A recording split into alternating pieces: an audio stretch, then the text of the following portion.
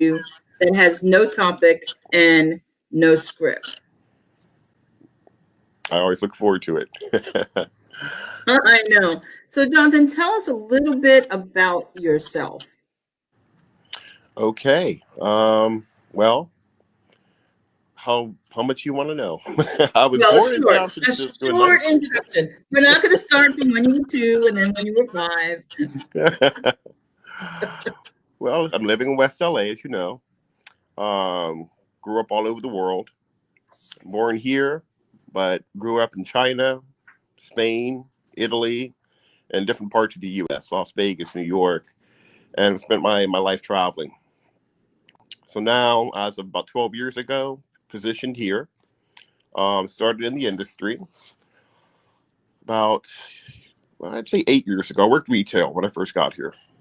Then my father was ill. I became his caregiver, let go of my job, stayed at home, and decided to pursue my childhood dream, the industry, acting, and went all out and started with a talent management company, interning.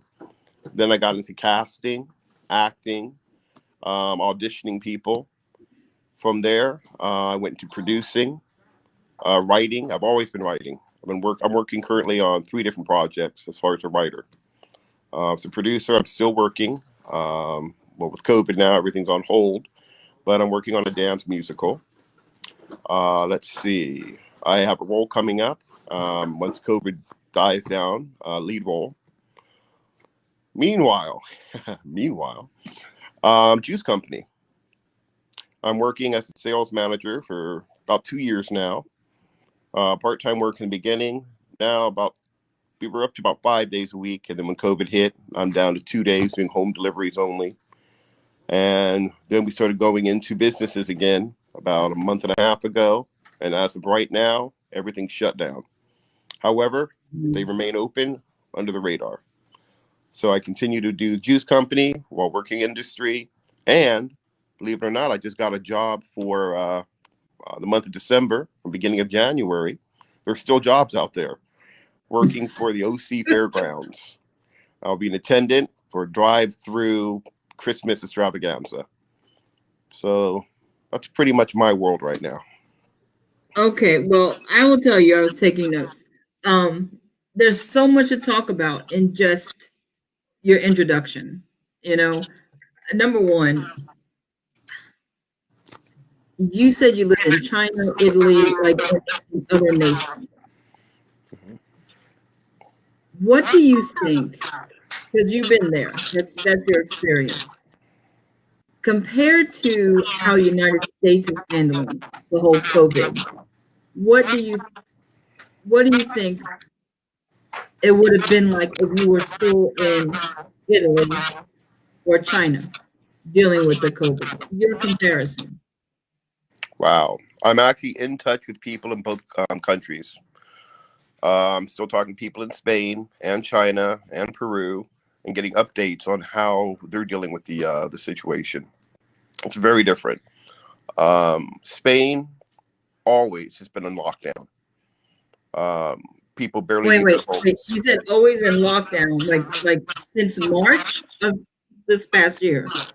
March, maybe more like April or May. Okay, and when you say lockdown, what do you mean? Because are they literally like locked in their home? Well, you go to work if you can, depending on what the job is. But people do go to work still, and then they go straight home.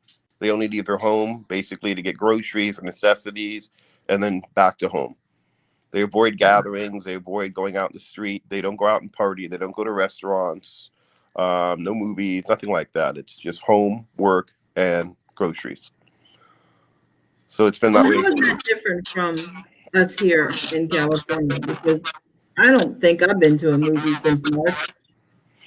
Well, I guess the main difference is, for me, at least in my neighborhood, I'm in West LA, there have been a lot of people out and about. The restaurants keep opening and closing, reopening. We have outdoor dining. It took a while before we started shutting down certain businesses. Everything remained open, and people continue to go out and party. Strong gatherings, groups. And we still have a war about whether or not to wear a mask.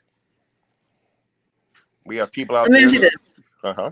Do you think that the people in the other countries respect their government enough to follow the orders compared to how we react in the United States Mm-hmm. to the stay-at-home orders, the wearing the mask, the 6 feet apart, the don't go out? Like, I don't see, there's like a division. Either we in the United States either agree with it and we're there 100%. We don't go out. We wear the mask. We do everything possible, or we don't.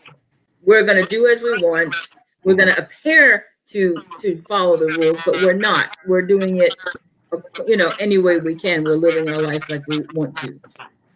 Do you think that's different in, I know China, they don't have a choice too much, but what about like Italy?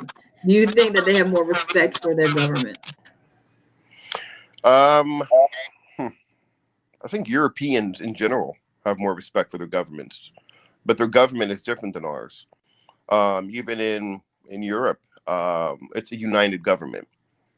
Hmm. COVID hit us during a unique campaign, a unique presidential time.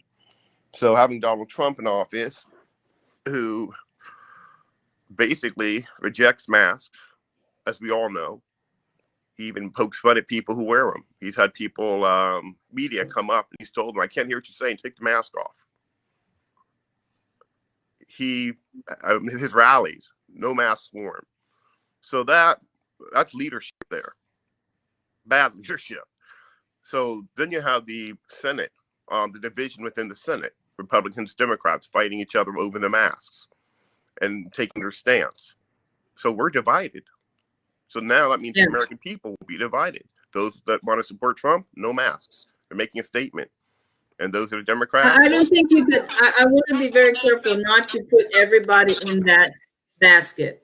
I know a lot of Trump supporters that completely wear masks and completely care about what's going on with the pandemic.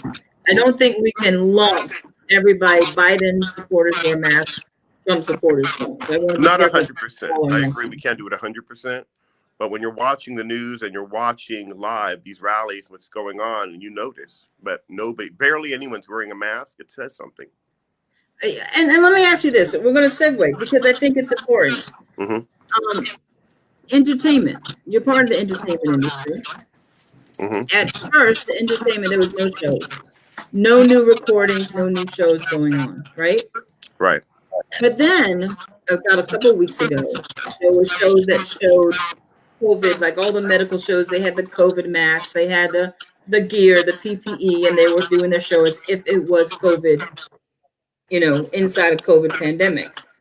But then they stopped, and now the new shows have the actors and actresses, no mask, doing their show, Mm-hmm. doing their entertainment, and no one cares to say anything about that. Do we care so much about being entertained that we say, you know what, it's okay that actors and actresses don't wear masks and don't do that, but if Trump does it at a rally, we can't accept that. If Biden does it, it's not going to be accepted. If you and I go to the grocery store without a mask, we're going to be hounded by somebody. Guaranteed. Don't be thrown out. You can't even go in. So I agree. We're so double standard in this country, and I think that's why there's division. Because I don't care who you look at, there's no standard. There's absolutely no standard. And so I want to make this point because people will say, well, you know what? If they're doing a TV show, they could quarantine the people. They do COVID testing every day, all of that. So they're allowed to do that. So then what we're saying is, if you have money and connection, you can go on and live your normal life. But if you're everyday people that can't get COVID tested every day before you go to work, your business is closed. What message is that? All right. So you did bring it up. That is valid. They are tested daily. One of my guys, Sharif, he's an actor. He's on set, and they test him. I think he gets tested 3-4 times a week. And they pay for the test. He doesn't have to pay for it. So they pay for it. He's tested. A lot of them are locked down. So a lot of the big productions that we're watching, they are on set, locked down on that set. For example, some of the reality TV shows with houses. I can't think of the name of the show right now. They're there. They stay there. They don't leave until they're done with the production. So we're talking months of lockdown. Does that not tell? That angers me, though, because, again, you have there was 110,000 restaurants closed down for good because of the pandemic. That's 110,000 owners and owners' families, and numerous people who worked in that restaurant lost their income, lost their way of life. Yeah. Okay. But because the entertainment has money in their pockets, they have connections to COVID testing. Mm-hmm. They are allowed to keep their millions. They are allowed to keep their jobs. They are allowed to continually run their companies. How is that? Like, how is no one else besides me? And if anyone else is watching in your outraged chat, let us know what you think about this. But how is that okay?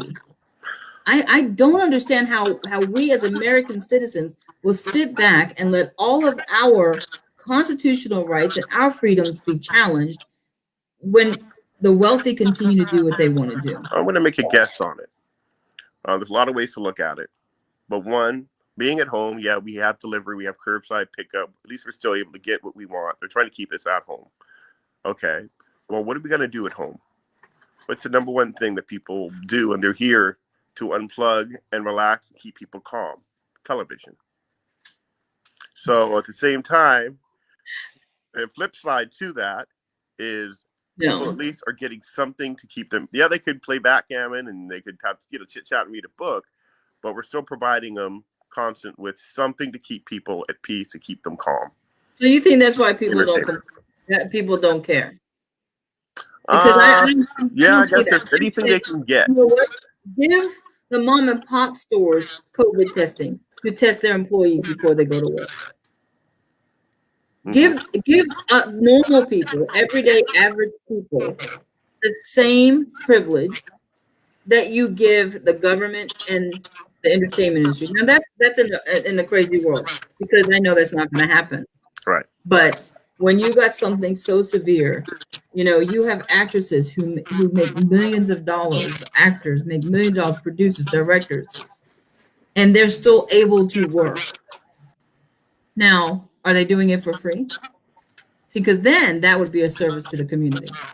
Mm-hmm. That they're going to make shows to entertain those who can't work, so they don't go crazy at home, but they do it for free. That's a service. You get to keep your job. You get to continue to do what you do. You get COVID tested every day, every other day. You get to be put up in hotels and mansions, but you don't get paid because it's a community service now. Mm-hmm. Well, the fun thing on this is, how far do we go? And that's the hard part. That's what the government decides, right? How far do we go? What do we shut down? What do we keep open? Because for that matter, we could just shut down grocery stores too. Keep people out of the stores. Keep them at home and have the curbside pickup and delivery of groceries to your home only. Thank God they haven't done that yet, but they could. They could have. Well, I think, hey, let's not talk before it happens. Yeah. But really? You're saying, again, really? I think we're going to always be on the opposite side of this, because what you're saying is we should be thankful we have at least the freedom to go get groceries. No, I'm saying that with the government and what they decide, where does it end? That's what I wonder. Oh. How far do we go? What's essential? It's just like it's an endless cycle. I hate that word essential. It so means that there's people that is not necessary, that their livelihood doesn't count, that what they do with their lives doesn't matter if you're non-essential. Right. I hate that. I totally disagree with that word. I don't like the term either. I understand it. I understand it, but it's just essential. Everything's essential, and it depends on the person. What's essential to that individual? Yeah, it's essential for someone who has 25 employees counting on them to be able to open the door of their establishment and be able to pay their bill. It's Mhm. essential for everybody to be able to pay your bill. Right. Anyway, anyway, And then anyway. you have just as much chance in a grocery store of getting infected as you do sitting outside in an outdoor dining area. I Social think you have distancing. more. I think you have more. I went to outdoor dining area. I don't know. I forgot the restaurant. But, we went straight to our table. Mm-hmm. It was sanitized. We actually asked for extra cleansing right before we sat down and cleansed it ourselves. And then we sat down. We were at least 6 feet apart from any other table. Mm-hmm. The server wore a mask 100% of the time, Mm-hmm. and it was really isolating, but yet it was nice getting out. However, if you're in the grocery store, you don't know who's passed through that aisle 15 minutes before you did. If they wore a mask, if they coughed, or what they touched, we have no idea on Yep. what's going on in the grocery store. So as much as they can say they're taking precautions, which we are, it's not guaranteed that someone walked by the apples and didn't cough on the apples. Yep. It's not guaranteed. And they're So I not think, wearing gloves or anything. Plus, you're brushing against somebody when you're passing them in the aisle. People stand a lot closer than they should in line. yes, So it's higher risk. I got yelled at, Jonathan. I was at a Hobby Lobby, A and what? I was a Hobby Lobby. What's a Hobby Lobby? Um, it's like a Michael's. There's actually one here in Burbank. It's really an East Coast store, and my friend here told me about it here. There's one store in Burbank, and I was about 8 feet away from the cashier. Mm-hmm. No one in front of me. I began to walk up, and she's like, "Get away! Stay there! Get away!" And I was like, "Yo, like the sign of 6 feet is in front of me by at least 2 feet," Mm-hmm. and she was having a fit. And I'm like, "What do you want me to do? Like, I'm next in line." And she's like, "Stay there until I disinfect the area." And I was like, "Okay, but I am 8 feet." But she yelled at me as if I was a criminal. And I Uh-huh. was so put off by that. And there's other people that told me, they get yelled at if their mask falls down below their nose, or if it isn't tight enough, or anything like that. And I think, when do we become a society that we disregard that we're people, and we can yell at anyone about it? We can demean people in public. We can forcibly make people leave out of being uncomfortable if we don't conform to their own standard, for lack of a better word. 6 feet is what it is. This lady wanted 10 feet, I think. How do I know she wanted 10 feet? But as a society, we're so fearful of this disease that we're reacting and demeaning people out of a reaction. I don't understand how we become that kind of society. I think it's the world. It's not just America. That's every country. That's all societies, unfortunately. Chinese are the worst. They're extremely outspoken and aggressive when it comes to things. That's just their culture, though. Europeans Mm. also. I mean, it's everywhere. I think it's horrible. Yeah. I And think it's a lot can be accomplished just by speaking, by talking. It's funny. I had two experiences recently. I was walking down the street, had my mask around my arm, wasn't wearing it, and a lady across the street I'd never seen before, and her husband screamed, "Excuse me? Yeah, yes. Uh, uh, where's your mask? It's right here on my wrist." And I kept walking. Next day, saw her again. This time, I decided to say something. So I walked up. I did put my mask on as I approached and explained that I would always put my mask on when I'm approaching. I was on the opposite side of the street the other day.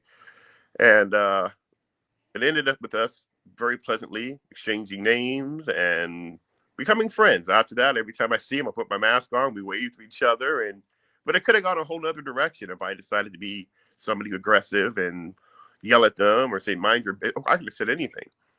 And it Yeah. would have been future, whenever we see each other, it would have been an automatic negative.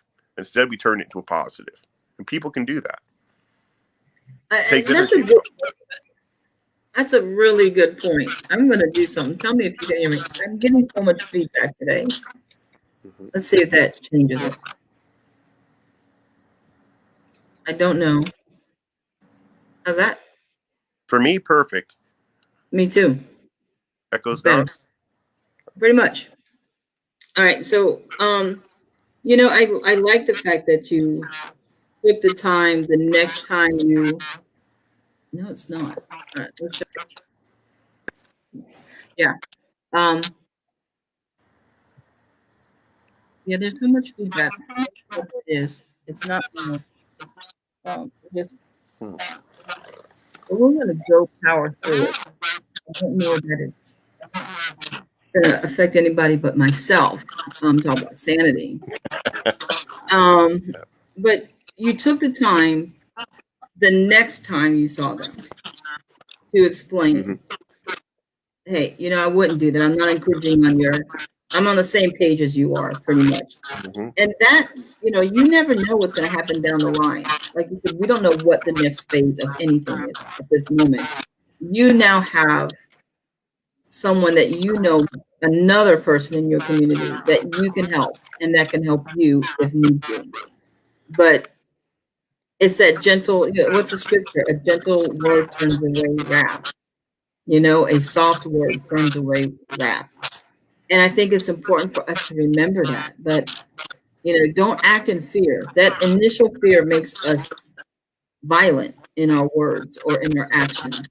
If we can just step back, or the offense, like you could have been really offended and been like, look, I'm across the street, you know, leave me alone, mind your own business. You could have been really offended at that, but you didn't. You stepped back and understood why they were concerned. Yes, and yeah, I mean, I think that's beautiful. If we can remember that everyone has their own reason for what they're saying. And if we can just step away for a second, not be offended, and see it from their perspective, we can have that conversation. Absolutely. Yeah. The other story that was fun was on the same block, salons. Last Friday, no, Saturday, I was delivering. Went into the first salon, and a lady sitting inside immediately saying, "Oh, wow, you just let anybody come in here? You just let anybody walk in?" And the lady at the front was saying, no, we know who comes in, we check. And if they're a vendor or whatnot, there's just a quick in and out, that's it. All right. She goes, John, go on upstairs. Quickly. She brought me in really fast, sent me upstairs. So I went up. 3 people wanted juice, and I also make salads. So they wanted some chicken Caesars. They all wanted juice and shots. So I took their cards, went downstairs, out to get them swiped, came back in, and the woman was having a conniption. I go up to the top, and the girl at the front comes after me, comes up, says, Jonathan, I'm so sorry. Listen, I got to get you out of here. This woman's going crazy because you're here and you're selling stuff. So they stuck me out the back door. Oh, my goodness. Not the front, the back door, the side door. Apologized to me. Cool. I go to the second salon. They wave at the door. No, they don't want me coming in. Okay. I go to the third salon, and they open the door. One of the ladies that works inside stopped me outside and said, "Ooh, you got some juice for me?" I'm like, "Yep." She goes, "Great, come on in." Place was packed. Everybody I can't even tell you. Every single person that works there, which is probably 25, I'd say. 25 operators. All bought juice, they bought shots, they bought salads. But it's amazing, mind-boggling, from one salon to the next, 3 in a row, the same block, the different reactions. Yeah, there's really no standard. We're really reacting the way we feel comfortable reacting within the guidelines, I think, is what we're doing. But I want to hear more about Kelly's Juice Bar. And I'm going to put up how to get in touch with you at juiceman_Kelly's Juice Bar. But I want to I want you to introduce it. I thought you would bring it up. I took the liberty to Mm-hmm. have this. And Kelly's Juice Bar, it is what? All natural, organic? So organic, and we do cold press. So we have a machine that extracts everything from the fruits and the vegetables. So cold press machines, and then we have smalls. We have 16-ounce large. We only use glass. We don't believe in metal or plastic.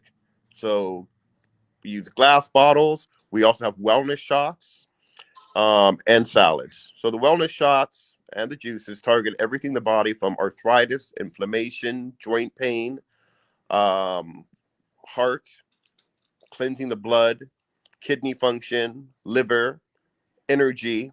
I can go on. So Yeah. everything natural in the body. It replaces coffee. I have certain juices that are greens, for example, cucumber for hydration with kale, spinach, nutrients, apple, pear, ginger, and lime. So that with a shot of or turmeric, for example, that combination, I've had most of my clients say it's like coffee. It gets them going for hours on end, and they feel And good. I wanna just say this about Kelly's Juice Bar. I love the fact when people can take a tragedy and they can make something to better society with it. And this is off the website, but she explains that how do you say, is it Ife? Ife. Ife. Ife lost the love of her life, Kelly Sr., and now she's a single mother of two boys. But he lost his life to diabetes at an age of 36 years old, which is very young. And she then began to, it says here that she overcame the sudden life change with his unexpected death, and then she began to have the issues of her own. And this is something that she helped herself, her family, and now she's giving it to the community, is all the wisdom that she learned about juicing, about the benefits of each vegetable and each item that she puts in these juices. And I will say this, I did I love the bottles. When I had my shipment, I love the bottles. The fact that it comes in bottles and not plastics, it's not going to deteriorate inside. You're not going to get any extra chemicals. It's a great way of packaging. It shows the extra care that you take with the product. But I'm going to tell you what, you might be able to know the exact name more than I, but that zinger, that daily, I call it daily zinger. It was the turmeric, ginger, lemon. Oh my goodness. I love that. Like that did replace my coffee. It gave me energy, clearness of my thought during the day. It was just a beautiful additive to help my day go smoothly. So I probably should put another order in now that I'm saying it. Well, now I have But something more exciting. Turmeric, ginger, lemon with sea moss. We are doing a lot of sea moss. oh wow. 92 minerals. I had one for breakfast.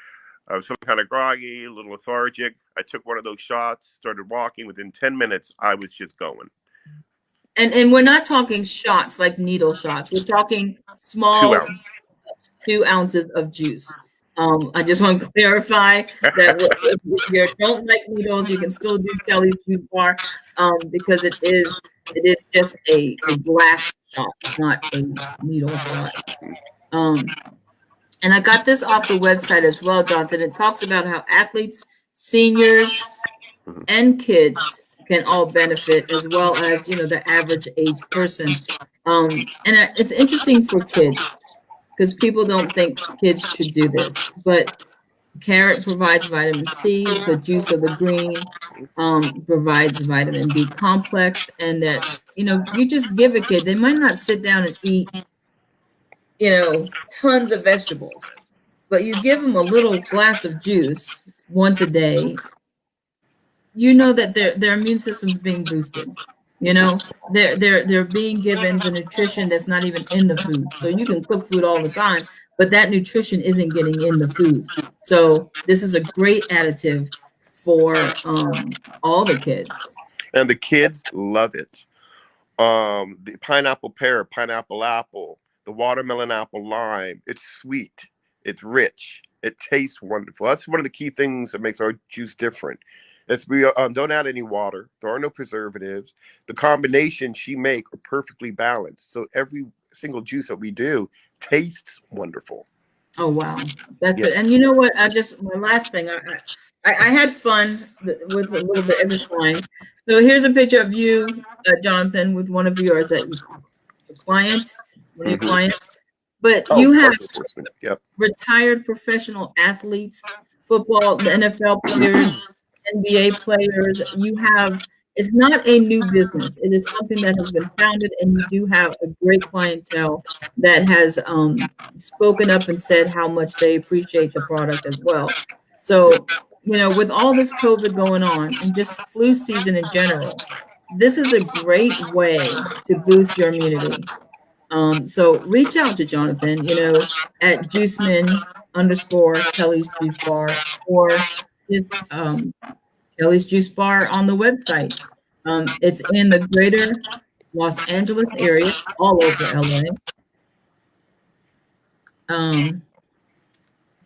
And we deliver direct to home and to business. We go straight to you. Yes. And so here it is, all the areas in LA that they reach. And now it is delivery only, of course, because COVID has restrictions. So you can go on the website, contact them there if that's easier for you to do. But I just think it's worthwhile to give another avenue of how we can get the nutrition that we are needing. So I appreciate you still trying to get that product to people. And like I said, I've tried it myself. I've enjoyed the little spots. I enjoyed the green. What was that, Jonathan, that I had? We made you a special. It was a green, Yes, but I it was recall a I special did a different combination for you, keeping up. Yeah, blood pressure and cardiac, and it was wonderful. And I will tell you, my blood pressure is back to normal. You know, my cardiac function is doing good. You know, I boosted my system for a week, and just did the whole entire week boost, and it made a difference. So that is that. And I'll also be putting some things on my Instagram page. The menu's there, but I'll be doing a COVID package, which includes, excuse me, some of my throat. So you get juices, shots, salad, a whole combination package for home for the week. So I'll be putting that on Instagram the page. COVID-19 juice package. Is that what it is? Yes. All right. What is your Instagram? Juiceman underscore Kelly's Juice Bar. Oh, the same thing? That's mine. All right. My number's there too, because you can text me direct with call or text me with any questions about juices, what you need for your body. I'm available. All right, I want to put that up on the screen so they can know that they can go on Instagram at juiceman underscore Kelly's Juice Bar for COVID-19 packaging. And I do want to say this because we're going to talk about different subjects.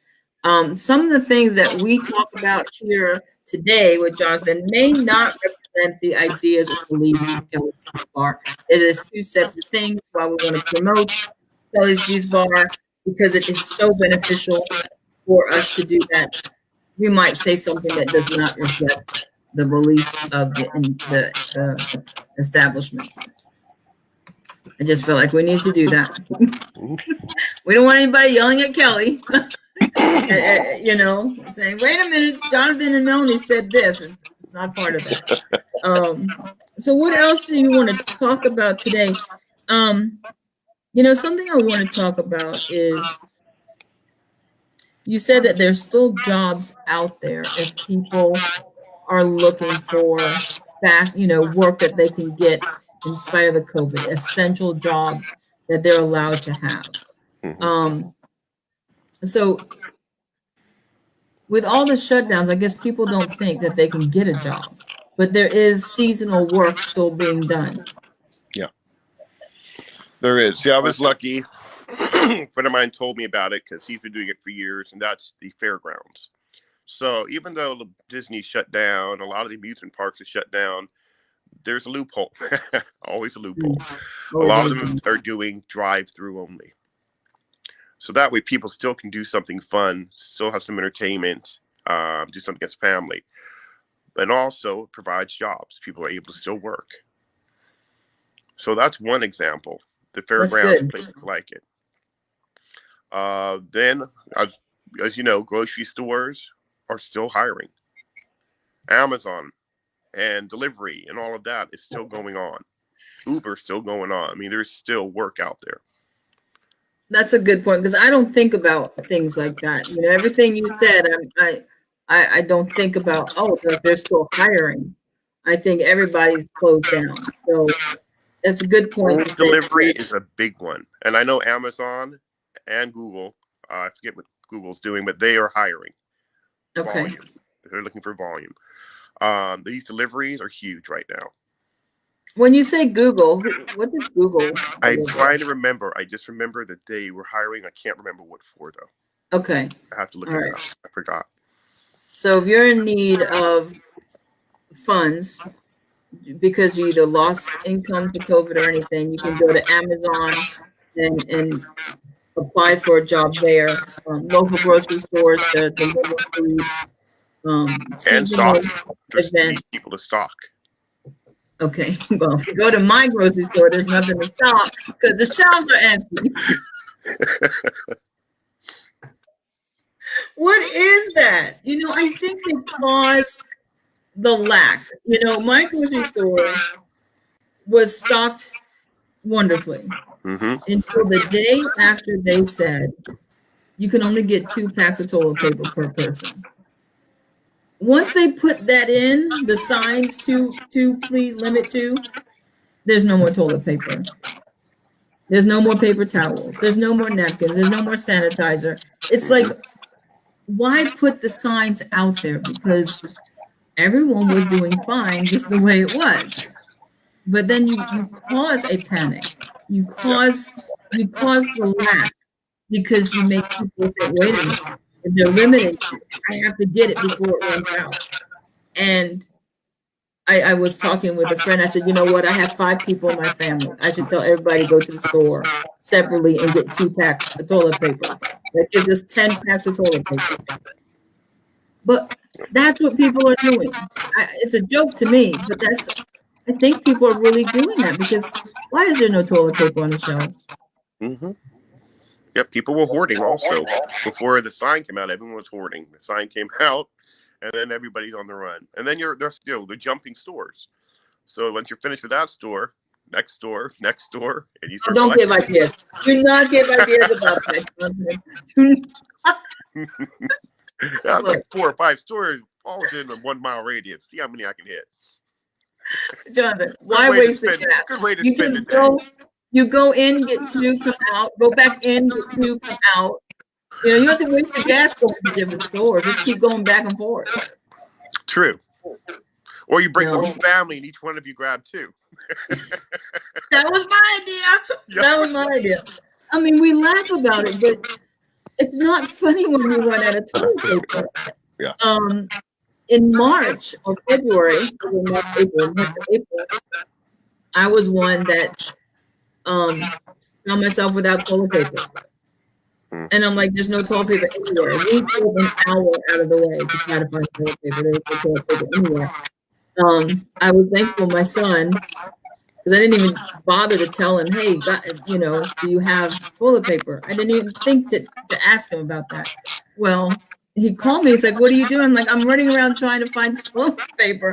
He's like, what? I've got a big Costco thing. I'll bring you some.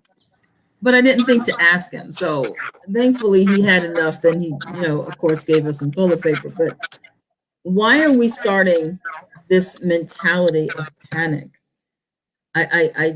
It's like, you know, it's a cycle, and people keep forgetting the cycle because of our age. But you go back to the 1917s, early 1900s, you go back to World War II, World War I, you go further back. It's always been this way. Whenever there is a huge pandemic, or or any type of strife in our society, this is what we do. It is. It is. We restrict people. We take away the freedom, and then we have lack because we react so poorly. Instead of looking out for each other, we look out for ourselves. It's all about right here. It's hard to look past our own needs when you're faced with fear. And America was found this way. It was born this way. That's the sad part. The division between all of us here in this country. However, I do not forget and love the fact, and bring up many times in conversation, of how we found this country. When we all came together as one people to defeat a common enemy and create the United States of America. Everyone came together as one. And I don't think we ever did it again in history. I don't think America's ever done it again. We've been divided ever since. Well, it's been the one with the biggest guns wins. The one with the most power wins. It's not about equality in America. It's about who has the most power to cause everything else, whatever they want them to do. And it's just we're in a sad state, I think. But I think, like you said, it is history. We're repeating itself. And we don't know it. If we don't know the history, you're not going to recognize what's happening. Right? Yeah. And schools are not teaching. Schools are what? Schools are not teaching it. So, yeah, you know, this generation coming up doesn't understand when we refer something like, you know, all the wars and everything. They don't understand what we mean when we talk about Civil War. A lot of people, the younger generation, are like, yeah, that's something that happened, but we're good now. But things will repeat itself if we don't learn the lesson. Well, what's scary is the youngest generation, the upcoming one. Well, I rephrase that. The 20-year-olds to 30-year-olds that I know. You talked about some of the stuff we're talking about. They have no clue. They never learned any of that in school. They don't know about it unless you see it on TV. If it's on television, okay. And then the television, the way they do it on the show or on the movie, is the way they believe it is in real life. They don't actually know the true history, and that blows my mind. Now, this youngest generation, I don't know. I really don't. They're inquisitive. The newest generation is inquisitive. You mean like the tweens? I think they call the tweens, 15, 13 to 18, 19. Yeah, I think they're inquisitive, but I don't know enough of them to even have an opinion. I know a 13, I know quite a few. There's one 13 and 17-year-old. They call me Uncle John. And I sit there with my mouth open when I come to see them. They know more politics than some of the adults. Wow. Yep, and they want to go vote, but they can't because they're underage. But they're in tune. They're plugged in the television. They know everything that's happening, what's going on. They have an opinion to make on it. Well, you know, the thing is this. I wonder if that's because they're the ones whose life was most turned upside down since March. You know, people like in our generation, we know how to go with the flow. We've been through seasons, we go with the flow. But that generation, you know, they're young enough to where life was probably stable and normal. And then all of a sudden, in a matter of a day to a week, no going with their friends, no going to school, everything is shut down, can't go see grandma and grandpa, and they're probably wondering why. I want answers why I just lost everything I'm used to. Maybe their dad lost their job or their mom lost their job. And now they're looking at having to downsize or maybe the stressors of not, you know, being able to pay their mortgages is in their home. And they're wondering why. Mm-hmm. Why? They're wondering why they're sitting at home doing school on a computer. Right. That's and you know what? And I understand some of the reasoning behind that. You know, you don't want a classroom full of kids to infect each other. But when you're sitting there saying you can't go to school, but then you turn on the TV and see everybody gathering politically or TV shows still recording, Come on. How are you telling this kid they can't do anything, but you can turn on the TV and see news video after news video of people doing everything? It's mind-boggling. It's just mind-boggling. And But they're so, smart. They're smart enough to know and hear at the same time the critiques on the fact that these people are all gathering and getting together, and how the numbers are going up, and how now lockdowns are in place. So they're smart enough to see, hear, and understand. I think this is going to cause a new generation of politicians. They're going to grow up to want to make changes after they've been so deeply affected. And I think we're going to see a whole spike of this younger generation as they grow up, being more involved in community, more involved in the social things that are going on, more involved in politics and laws.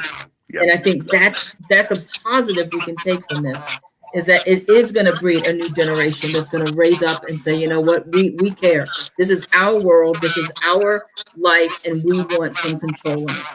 Absolutely. And I think that's beautiful because, like you said, the 20 to 30 something, I know enough of those. Yeah, enough said. Enough said right there. You know, they're enjoying life. They're you know, and I raised something. I raised 3 of them, right? I understand it. But we raised them to enjoy life, to almost be oblivious a little bit, but to take serious your track of life, to care about people that are less fortunate, but it wasn't about the world, you know? That generation didn't get the world aspect. It was more of a personal aspect, and then how you can be a better person with that, or how to be a good part of society. But the you know, the whole outside of, you know, history and all that, it just wasn't part of that generation for the most part. And we're seeing that come to play. And I think for that it's sad, because I've noticed a lot 20 to 30, they kind of fall, you know that saying, if you don't stand for something, you fall for anything. Yeah. That's what I see. I've said many times that the religion, and you know, we have newspapers, they're the news. Well, their news and their newspaper is social media. That's where you get your facts, and that's where you get your update, and that's where you get your knowledge, social media. As for religion, well, that's the television set. Yeah. Seriously. And everything they see is the way the world is. YouTube is the end all to be all. You know, don't know something, go to YouTube. If you're bored, go to YouTube. You want to agree with somebody, go to YouTube. Like, YouTube is the end all to be all. And now that people are forced, as I am myself, to do things on YouTube. Because, you know, before I go out in public speak, you can't go out in public speak. So you have to have an outlet on social media, and thankful for that. At least it keeps my sanity just a little bit. But that generation just, you know, I can go on YouTube, I can have a platform on it, but I don't eat it up. It's not my food for the day. Right. You know, I want to talk to you about something, and I know we have moved in there, but I got to talk to you about this. When we talked the other day, you said about COVID testing and the craziness of COVID testing. So I did this. I made this small graphic for you in appreciation of your trials. Okay. There you go. So this is what it's like. From what I understand, you said that the traffic, like, you had appointment only. Yep. But you were in line like maybe longer than this here in Los Angeles. So, like, you know, and this is why it bothers me so much, that the wealthy and the politicians, the entertainment industry, they're getting COVID testing. The sports organizations, they're getting COVID testing taken to them. Hey, it's for right free. Here. Three times a week. Let me tell you, my daughter works in the healthcare system. She was exposed side by side with a doctor. He had a fever. He was still at work. He went home once the fever came, but she was there 10 hours working side by side doing procedures. Mm-hmm. He went home. He found out he was positive for COVID. You know, they told her if she wanted to be tested, she'd have to pay for it out of her pocket. That's insane. They did not test her. They told her, keep at work until you're symptomatic. Wow. She had to go out and get her own COVID test. Now, it angers me when people in healthcare, they are serving the community to get COVID tested to make sure that when they're exposed to someone, they get infected or they're not going to give it asymptomatically to other people. But you got people,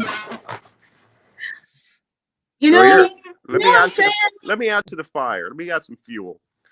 Then you have actors who go, not only are they tested, but they get paid to be tested. Yes. Literally, they get paid $100. So I'm going to have you do a test. I'm going to give you $100 and add it to your paycheck 3 times a week. Wow. But you needed to get COVID tested for a job. Yep. And you were told you'd have to pay hundreds of dollars. Yep. 250. One place was 250. Another spot was across the street was 150. And that seems to be most places, 150. Schedule a test, and you saw that line. Yeah, schedule a test, and you're in a line like this. For hours. Like you'll run out of gas before you get your test. But that's the free, right? That's free. That's free. And now I found, and I have it booked for this Friday, I went to Rite Aid. So I scheduled an appointment with Rite Aid. They put me into the slot. It'll be on time. I won't have to wait in a long line. That's However, I have to self-swab while I'm there and give it to them. So they're not going to do it for me. They're going to give me the kit. I do it to myself and then give it back to them.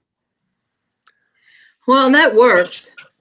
You know, that works. Hey, I'll take it. so go to Rite Aid or the CVS stores. Go to your pharmacy and make an appointment. Is a better thing than doing the test sites that's just randomly out there. Is what you're saying? Because I again, I think if we just looked at what we see, we would not be so complacent. You know, I just don't think there's an adequate reason why the wealthy and the privileged continue to be able to work and they get free COVID testing to be able to work. But the everyday person in America is being forced out of their jobs, out of their livelihood, out of their homes. And for the government to come in and say, oh, we're thinking about giving everybody $600. What is that about? What is that about? See, for me, that's the saddest part is they're fighting over whether or not to give people $600 because it might be, they think it's too much. One part says it's too much. The other side says it's not enough. So round and round they go while everybody suffers. What is it? Some people have been out of work. I know people in my family, they've been out of work 4 times throughout this 9-10 month session. And they didn't get paid. They had to go get COVID testing to get back to work, or the place just got shut down by the stay-at-home orders. And there was no income. No income. Apply for the relief from the government for housing because there was proven that they couldn't work because of their jobs. Applied for that. If you can't get the documentation, like say your restaurant closed down that you used to work at, there's no documentation because they're gone, right? You can't fill out the documents to get the relief. But say you can get all the documents done, you get the release, then the apartment complex says, we're not honoring you, and you get evicted. Done everything right, Yeah. but you get evicted at no cost. So for the politicians to be sitting there saying, well, you know, $600 is a little bit too much money. Nobody asked to go in this situation. Nobody's like saying, I don't want to work. These are people who are forced out of their jobs. These are people who are losing everything because of the healthcare, to make sure that we're healthy in America. But how does America not take care of its own? Yeah. You know, that's all It's I a want to game. know. If someone can just It's a tell me game within the government. They are how going back and forth. It's all about, you know, the arena right there. it is. And they forget about There's us. a bigger picture, and you know, yes, COVID-19 is horrible. It's real. People are dying. I can't say that enough. It is so real. But there is a big picture surrounding that as well, and that is the inequality in America. That, you know, there is a class system in America that I don't think it's ever been so prevalent as it is now. Yep.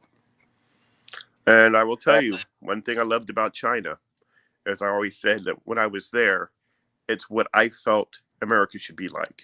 And being here, it flipped the Really? opposite. So, reason Really? being, when I was there, the way medical works is beautiful, easy, simple to go in. It's cost effective. Let's see, the way people interact with each other. Yeah. The unity, I love it. All the kids, all the people, they love their government, at least in mainland, and the way they're taken care of by the government. Help police and people interact. They sit together, drink together, chit chat. There's no divide. There is no wall. There's a unity there. People respect the cops. Teachers are considered the top of society. They're well paid, well respected. Children adore. People respect and are thankful to have teachers. Here, they're the bottom of the food chain. It's just so, and there's a lot of other things. But I'll tell you, during the pandemic, I was there for SARS. I was in China during SARS. Oh, wow. And Americans were, whoa, they were running, running to get on a plane and get home. And they made it sound like it was such a huge disaster. My mom would call and talk to me, and everyone in America thought SARS was just, China was in a lot of trouble. I never wore a mask. Most people didn't. I was outdoors all the time. I was interacting. I was living life normal. I never had a problem. It wasn't the way it was portrayed. But also, it was contained very quickly. It was contained quickly. Hong Kong's another story, but mainland. You know, I think that there's a lot that we talked about today, and hopefully help encourage people to boost their immune system, whether it's Kelly's Juice Bar or just home juicing, if that's a better avenue for them, but to do things to boost their immune system during this season of the flu and COVID, and just in general. Hold on a second. And just in general. But also, you know, we talked about a lot of the negatives, and I never like to leave a show with us on a negative impact. I think the best we can do, Jonathan, if you agree, is take care of each other. Yep. You know, look out for each other. Yes, there's a lot of things we might be different on. You and I don't agree on a lot of things. We never have, but yet we've always been friends. But if we don't have to agree with each other to look out for each other, you know, we need to basically say, you know, I am my brother's keeper. I will be there if you need me. And if we can just keep that mentality to one another, I think that will be a positive step in the weeks and months to come as we continue to go through this rise in the life of pandemic. One of the beautiful things for me during this was watching how people now that are too busy in life, always too busy going here, going there, the job, never enough time to be with the family. And there's right across from where on my balcony, Across the way is another apartment. And they would look over at my balcony. I would look over at theirs. We'd wave to each other. And I would call them my family. I would say to my mother, "Oh, my family's home." Because we would look up and it was a woman with her 3 daughters and a husband. And I used to sit and watch as they would sit around their kitchen table and they would cook together, talk together, spend time together, come on the terrace and look out and wave, walk together. I thought, how beautiful that they get this time to be together. And right now, all of us that are at home, this is our chance to have that talk we haven't had, to bond, to share, get to know each other deeply. We have the time and have some fun together, build some memories. Yes, That's the put the phones down, turn the TV off, and take advantage of the time we have together. Do fun things. Do things you used to do when you were kids. Have parties, have makeshift competitions, have cooking competitions. Read a book and discuss it together. Go outside, play some hoops. Play baseball. You can do stickball. You don't need to buy anything, just a stick and a ball. It is good to be able to go outside. But we do have to go today, Jonathan. That is our hour. I appreciate you for taking your time. Hope you come back on the show again. Absolutely. It's been a pleasure. It is a pleasure. If anybody listening would like to come on the show and be a guest, you can go to truthtohear.org or just chat or message me on Facebook or Instagram or all the other social medias that we're on. Join me tomorrow. We will be doing a deeper dive into Revelation. And so here's the schedule for your daily dose of Truth to Hear every day at 2 p.m., Monday through Friday. Tomorrow, we're going to dive into the 7 churches of Revelation. And then join me Friday for a message of returning to your first love. And next week on Truth Talk, a Conversation, we're going to have one of your favorites, Bill Kaufman, joining us. So we look forward to that as well. And again, Jonathan, thank you so much. Have a great week. Give my love to your family, your mom. And I see the beautiful Christmas decorations behind you. So getting ready for the holidays. That's a wonderful thing. All right. Thanks for having me, Mel. Thank you. Bye-bye. Bye-bye.